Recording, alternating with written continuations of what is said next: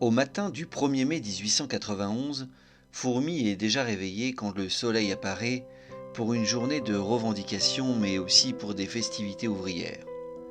Dans quelques heures, le sang va couler sur la grande place de la ville, rompant le programme de la journée en laissant sur les pavés ses enfants meurtris. Reprise dans de nombreux journaux, commentée dans toutes les catégories sociales, la fusillade de Fourmi pour beaucoup revêtira l'image d'un soleil rouge, celui d'un massacre.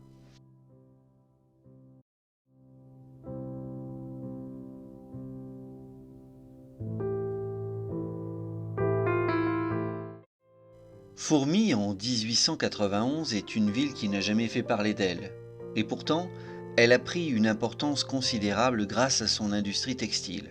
Certains l'appellent la reine de la laine, à juste titre car avec ses 37 filatures, elle peut s'enorgueillir d'être le centre mondial de la laine peignée de l'époque et d'avoir fait croître sa population de 2000 habitants à 15 000 habitants de 1844 à 1890.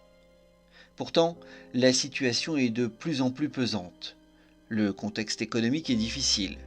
Les entreprises font face à des problèmes d'adaptation et elles font comme choix de diminuer les salaires, voire de licencier, alors que dans le même temps le prix de la nourriture et du logement augmente. Les conditions sociales sont donc très tendues. Le travail n'y est pas aisé. La fabrication de la laine requiert humidité et chaleur, ce qui favorise une certaine insalubrité propice à transmettre aux ouvriers des maladies pulmonaires comme la tuberculose.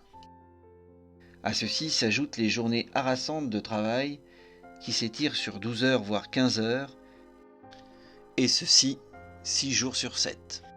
Ces conditions facilitent l'implantation dans le nord de la France des socialistes guédistes et d'une section locale du Parti ouvrier français, fondée et animée depuis 1888 par Hippolyte Culin. 1 millier de personnes a déjà manifesté dans les rues de Fourmi en 1886 et des grèves ont déjà éclaté en 1891 dans les usines. La question sociale se pose avec plus d'acuité aux élites. Quelques avancées notables ont d'ailleurs vu le jour, comme l'autorisation des syndicats depuis 1884 avec Waldeck-Rousseau, mais bien que le droit de grève soit autorisé depuis 1864, les attroupements restent interdits. Depuis 1889, la section internationale ouvrière a voulu faire du 1er mai la fête des travailleurs en hommage aux manifestants ouvriers tués à Chicago lors du 1er mai 1886.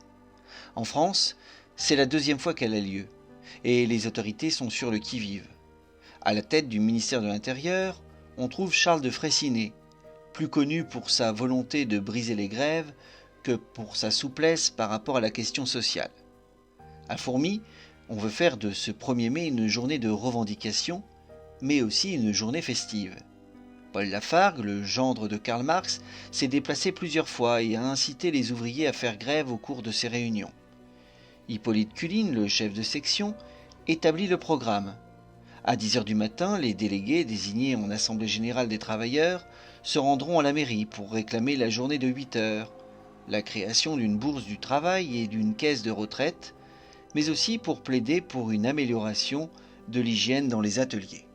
Mais en même temps, il est prévu pendant cette journée un pique-nique au Café du Cygne et même à 20 heures un bal au même établissement. Hippolyte Culin recommande le calme aux ouvriers et demande le respect. De son côté, le patronat de Fourmi, plutôt républicain, va condamner l'événement.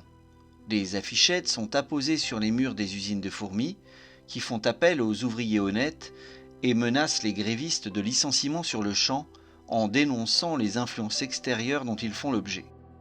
Craignant des débordements, le maire de la ville demande un soutien au sous-préfet d'Avesnes, Ferdinand Isaac, et 3 compagnies du 84e régiment d'infanterie sont déjà présents le 30 avril au soir.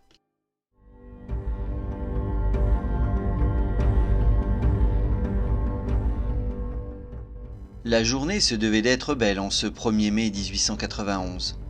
Une estrade avait été dressée sur la grande place autour de la mairie et de l'église Saint-Pierre. Mais dès l'aube, les premières escarmouches apparaissent. À 5 heures du matin, Des manifestants chahutés par des policiers sont devant les usines.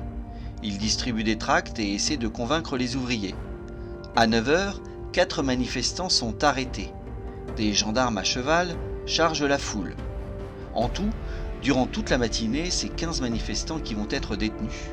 Le maire promet leur libération dans la journée, mais en même temps, il demande des renforts à la sous-préfecture qui envoie 2 compagnies du 145e de ligne de Maubeuge. En début d'après-midi, la foule se masse sur la Grand Place. Les mots d'ordre « c'est les 8 heures qu'il nous faut » sont remplacés par « c'est nos frères qu'il nous faut ». À 15h30, les 2 compagnies arrivent, mais sont pourtant accueillies sans animosité. La place est désormais cernée militairement. Dès 17h30, la situation empire. Des pavés sont lancés sur les gendarmes et un maréchal des logis s'écroule. C'est 150 à 200 manifestants qui se trouvent sur la place à 18h, prêts à en découdre car le maire n'a pas tenu sa parole. Ils sont là pour libérer leurs camarades. En face d'eux, 34 soldats armés de fusils Lebel leur font face. Ces fusils sont des armes dernier cri. Avec leurs 9 balles de calibre 8 mm, ils sont capables de traverser 3 corps humains sur plus de 100 mètres. Vers 18h15, tout se précipite. Un manifestant est arrêté. Des pavés sont jetés et des coups de feu sont donnés en l'air comme pour une sommation.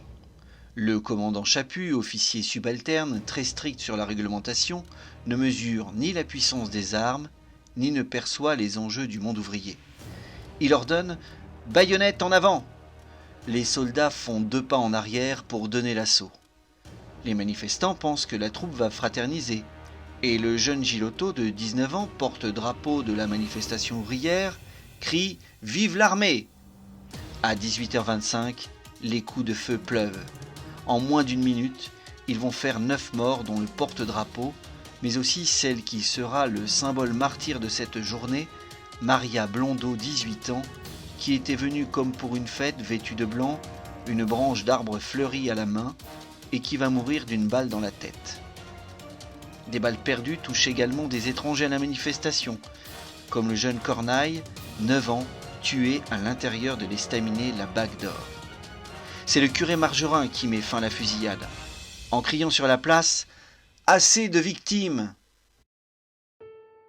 Le feu cesse, le silence règne, accablé parfois par les gémissements des blessés.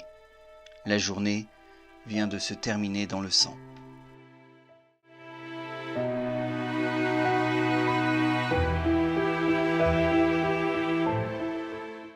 Fourmi n'est plus dans l'ombre.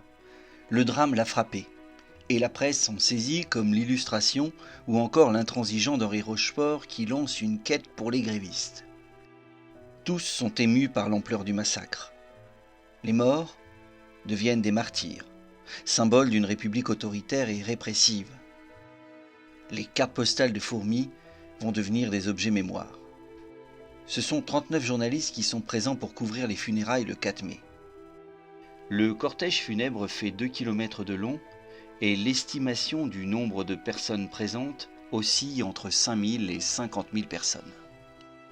Sur le plan politique, Georges Clemenceau, député du Var, s'empare de cette tragédie pour demander l'amnistie pour les manifestants en s'adressant à Charles de Freycinet, ce qui n'empêchera pas quelques années plus tard d'être lui-même briseur de grève. Édouard Drummond, dans Le Secret de Fourmi, va utiliser cet acte de manière nauséabonde pour développer son antisémitisme, car le sous-préfet Isaac était juif. Les manifestants sont condamnés pour entrave à la liberté de travail, outrage et violence à agent et écopent de 2 à 4 mois de prison ferme. Culline et Lafargue sont poursuivis pour provocation à attroupement armé. Culline est condamné sévèrement à 6 ans de travaux forcés et 10 ans d'interdiction de séjour. Quant à Lafargue, il écope d'1 an de prison, mais est libéré dès novembre car il sera élu à la Chambre des députés. Dans l'armée, rien ne change, ni dans la réglementation, ni dans les ordres. Aucune condamnation n'est lancée. Tout juste, le commandant Chaput est désavoué, mais discrètement et en interne. Alors, le 1er mai 1891 à Fourmi aura-t-il été en vain? Pas totalement, car la mobilisation de la presse a saisi l'opinion publique. Les élites comprennent qu'il est impossible que la question sociale ne soit pas traitée par les autorités, et en juillet 1891, un office du travail est créé dont l'objectif est simple, tendre la main aux ouvriers et les intégrer à la République.